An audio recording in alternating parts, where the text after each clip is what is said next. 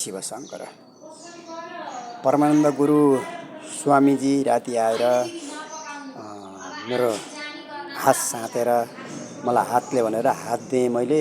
दाहिने हात जस्तो लाउँछ, मैले जे साँच्छस् त्यही काम सफल हुन्छ, त्यो काम पुरा हुन्छ, विजयी हुन्छ भनेर आशीर्वाद दिनुभएको छ। हात साँच्नुभयो।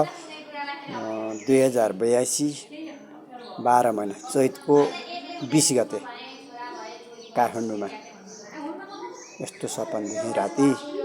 गुरुले जत्रै माया गर्नुभयो, दाहिने हात साँतेर जे गर्छस् त्यही हुन्छ, जेमा हात हाल्छस् त्यही पुरा हुन्छ, तेरो विजय हुन्छ, तेरो सफल हुन्छस्, तेरो प्रगति हुन्छ भनेर दाहिने हात साँतेर दाहिने हात भन्नुभयो। मैले भने होला र गुरु,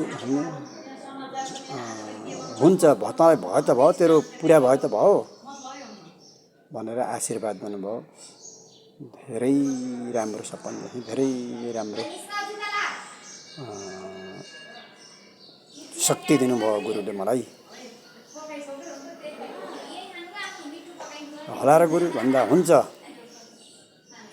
अवश्य हुन्छ भनेर भन्नुभयो। गुरुजीमा कोटि कोटि प्रणाम, दण्डवत। जय जय शिवशङ्कर। 2082 12 महिना 20 गते राति गुरुले मलाई दिनुभएको शक्ति। जय जय शिवशङ्कर।